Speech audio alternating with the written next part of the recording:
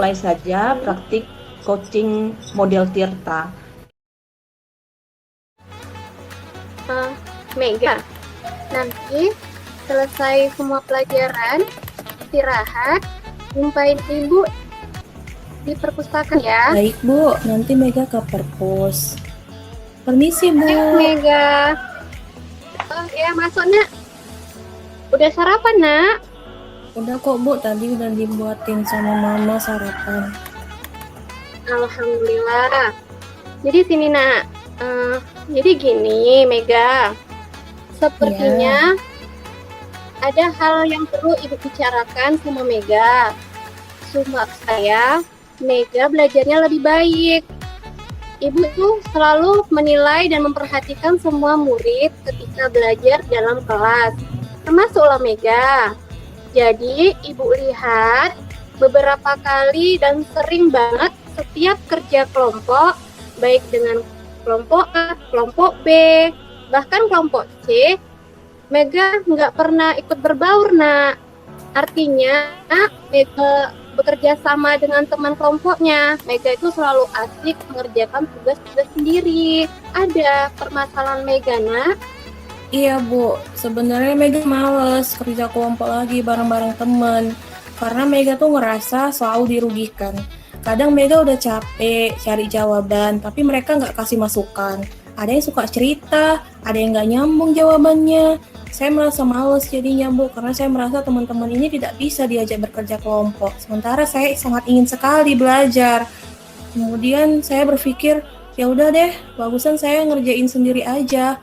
Biar teman yang lainnya diskusi bareng temennya aja. Lagi pula saya mampu kok ngerjain sendiri. Jadi nak, kalau kerja kelompok, yang Mega lihat dari teman kelompok Mega itu apa coba? Yang dominan, yang Mega sukai selama ini? Mungkin bisa cerita sama Bu. Sebenarnya Mega kurang nyaman kalau mereka kebanyakan cerita dan tidak mau baca soal. Kemudian mereka itu sebenarnya mau sih mengerjakan, tapi jawabannya saya rasa kurang nyambung. Terbukti dari hasil tugas kelompok kami selalu nilainya paling jelek. Terus Mega ada gitu aja. Agak nyepes ya tiba-tiba dipanggil. Coba Mega tarik nafas dulu, yuk kita tarik nafas di dinding ya. Tarik nafasnya. Ibu paham perasaan Mega dan Ibu juga tahu akan kemampuan Mega. Ibu percaya kalau Mega anak yang cerdas, tapi kita nggak boleh merasa aku bisa sendirian. Aku tidak butuh teman untuk berbagi. Coba Mega bayangkan, ada tidak kemampuan potensi teman sekelompok Mega? Menurut Mega, kemampuan si Rina, si Rika, si Rosa, dan si Rudi, pasti kan setiap individu itu kan punya potensi. Menurut Mega apa coba? Coba bayangkan gitu. Jadi selama ini Mega udah salah ya Bu.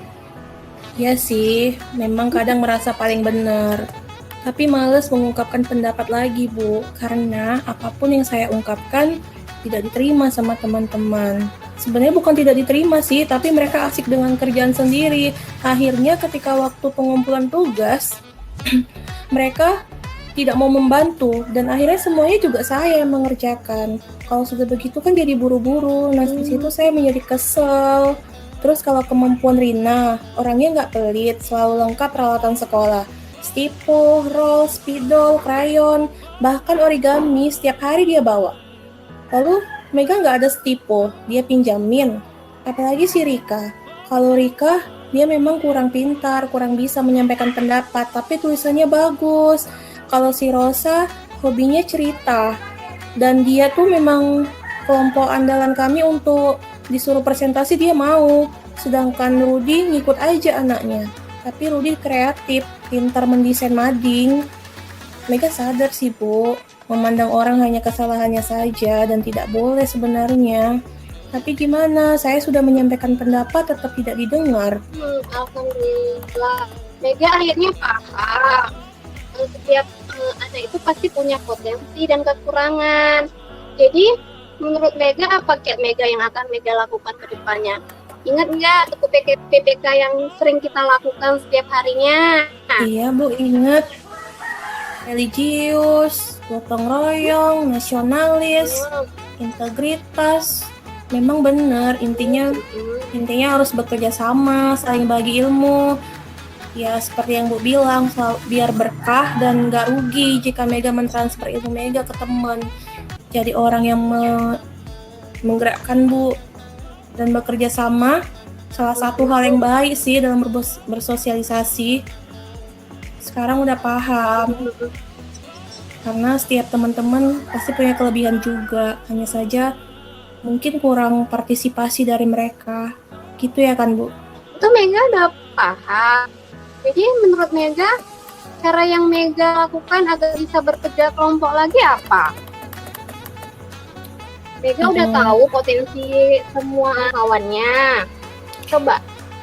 Jadi Mega itu apa untuk bisa bekerja kelompok lagi biar enak gitu, juga lihatnya seneng. Iya Bu. Jadi yang saya pahami, karena saya juga sebenarnya suka kerja kelompok kalau teman-temannya enak. Kalau temennya nggak diubah juga dan tetap itu, oke lah Bu. Sebaiknya saya mengerjakan tugas berkelompok. Dan saya punya rencana Bu, untuk selanjutnya saya akan memanfaatkan teman saya itu. Iya. Misalnya si Rina, akan saya suruh menyediakan peralatan menulis untuk kerja kelompok kami, supaya dia nggak asik sendiri dalam peralatan tulisnya itu. Kadang kan dia suka coret-coret origami yang dia bawa, suka main stipo, saya nggak suka. Nah kemudian si Rika akan saya suruh menulis hasil diskusi kami nanti, karena tulisannya lumayan bagus. Sedangkan Rudy akan saya suruh mendesain laporan, kami akan mempresentasikannya itu. Dan kemudian yang presentasi itu si Rosa, karena dia bisa. Lalu saya akan mengarahkan mereka dan ikut berdiskusi, mendengarkan dengan baik pendapat mereka, dan berjanji akan mengajak mereka untuk bekerja sama dalam kelompok. Saya akan merendahkan diri saya, merendahkan hati saya untuk menerima apa masukan dari mereka. Itulah Bu rencana saya, supaya saya ikut kerja kelompok juga, supaya Bu Guru nggak marah lagi. Ibu nggak marah, cuma ada rasa kecewa. Jadi kan Mega, di sini kan Mega udah paham setiap potensi kelompok Mega. Jadi Ibu harapkan ya ada perbaikan. Jadi menurut Mega, perbaikan apa yang akan Mega lakukan biar bisa lebih baik? Iya Bu. Kalau tahu Mega punya solusi? Mega akan perbaiki semuanya. Mulai besok dan seterusnya, Mega mau kerja kelompok dengan siapa aja, berbagi ilmu dengan siapa aja, ngajak teman yang kurang dalam berpikir, supaya dia mau kerja kelompok juga, supaya mau juga menentukan tujuan kerja kelompok itu, supaya kerjaan kami selesai juga. Terus Mega mau jadi tutor sebaya aja deh, untuk mereka yang nggak pandai gitu kan, kurang paham. Karena kebetulan kan Mega ikut les, jadi lumayan bisa kalau misalnya ngerjakan tugas-tugas gitu, lumayan ngerti. Kemudian saya akan berusaha untuk maksimal dalam kerja kelompok. Gitu deh Bu. Oke, bagus jawabannya. Mega alhamdulillah udah paham. Jadi Ibu lihat ke depannya ya Nak, kalau ada masalah, baik dalam pembelajaran atau apa aja, baik di rumah, Mega boleh cerita sama Ibu. Ibu harapkan Mega itu bisa lebih baik, jadi orang bermanfaat. Mungkin itu yang Ibu harapkan. Pokoknya ada perubahan, Mega mau berkelompok lagi sama teman-teman. Oke Ibu Laila, terima kasih. Mega bersyukur banget dipanggil sama Ibu ke perpus, bisa sharing. Selama ini cuma memendam aja sendiri, makanya selalu kerja kelompok sendiri. Tapi kedepannya Mega tuh udah janji mau kerja kelompok lagi sama teman-teman dan berbagi pengetahuan aja deh sama mereka. Kebetulan kan banyak buku-buku juga yang bisa dibagi. Ya, semangat ya Nak Ibu, tidak boleh memandang mata temennya, oke? Bisa ya Nak, kedepannya lebih baik lagi ya Nak. Makasih Bu Lela. Ya. Tadi pelaksanaan coachingnya sangat baik sekali, sangat menarik sekali, di mana Ibu Laila berperan sebagai coach dan Ibu Megawati sebagai coachnya. Dari pengamatan saya tadi, langkah-langkah dalam metode Tirta itu sudah terlaksana secara baik. Pertama, dalam menyampaikan tujuan tadi, Ibu Laila sebagai coach terlebih dahulu menyampaikan pembukaan dan tujuannya itu juga jelas, nampak di sana. Untuk langkah yang kedua, dalam mengidentifikasi masalah, Ibu Laila sebagai coach sangat bagus sekali memberikan pertanyaan-pertanyaan yang terbuka, sehingga coach itu dapat menggali potensi-potensi yang ada dalam dirinya dan bahkan mengakui potensi-potensi teman-temannya yang ada dari teman-temannya. Ini pertanyaan-pertanyaan yang disampaikan oleh Ibu Laila itu sangat baik dalam menggali identifikasi ini. Dan yang menarik bagi saya lagi yaitu dalam rencana aksi. Tadi pertanyaan-pertanyaan dari Ibu Laila sebagai coach itu sangat bisa menggugah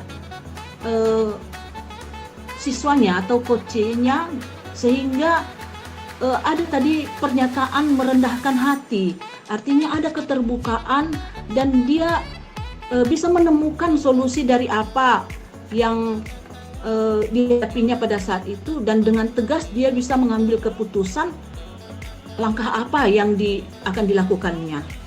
Dan yang terakhir, dalam tanggung jawab, coach juga memberikan pertanyaan-pertanyaan dan juga memberikan umpan balik, terlebih tadi mengenai perubahan ke depannya.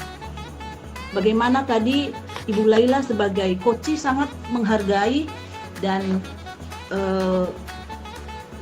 Ibu Laila juga senantiasa berharap bahwa untuk kedepannya nanti perubahan itu akan memberikan dampak yang baik kepada siswanya yang bermasalah. Jadi tadi diakhiri dengan sebuah harapan bahwa kedepannya itu siswanya yang tadinya bermasalah bisa akan kembali aktif dalam kelompoknya, bahkan tadi dalam langkah-langkah yang akan diambilnya itu ya walaupun berisiko, tapi dia sudah mengambil satu komitmen bahwa dia akan menjadi sepertinya leader di dalam kelompok itu nanti untuk bisa mengaktifkan teman-temannya dan juga menjadi tutor sebaya kepada teman-temannya. Nah, itulah komentar dari saya, hasil pengamatan saya dari kegiatan praktek coaching yang dilakukan oleh Ibu Laila sebagai coachnya dan Ibu Megawati sebagai coachnya. Terima kasih.